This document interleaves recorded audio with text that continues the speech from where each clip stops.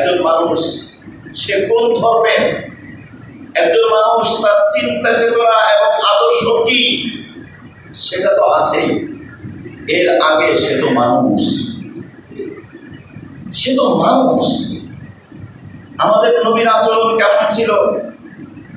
নবীজি মুহাম্মদুর রাসূলুল্লাহ সাল্লাল্লাহু আলাইহি ওয়াসাল্লামের সামনে দিয়ে একজন ইহুদির লাশ যাচ্ছে, নবীজি দাঁড়িয়ে গেলেন।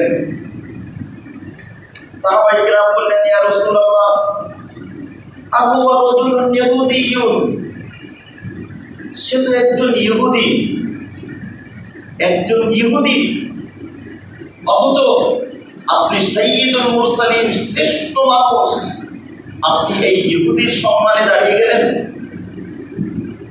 তখন নবীজি বললেন, তোমরা তো ধর্ম দেখছো আর আমি তো দেখছি আলাইসা হুয়া ইনসানা, আরে সে কি মানুষ না? সে তো একজন মানুষ।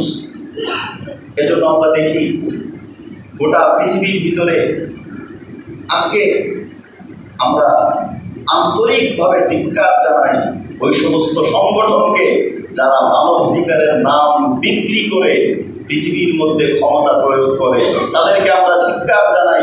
আজ গাজার ভিতরে, ফিলিস্তিনের ভিতরে অসংখ্য অগণিত হাজার হাজার মুসলিম নারী এবং শিশু এবং সাধারণ মানুষ যেভাবে নিরপরাধভাবে তারা মৃত্যুবরণ করছে, এই দৃশ্য দেখার পরে পৃথিবীর কারো মানবতার সংগঠন হিসেবে পরিচয় দেওয়ার অধিকার রাখে না।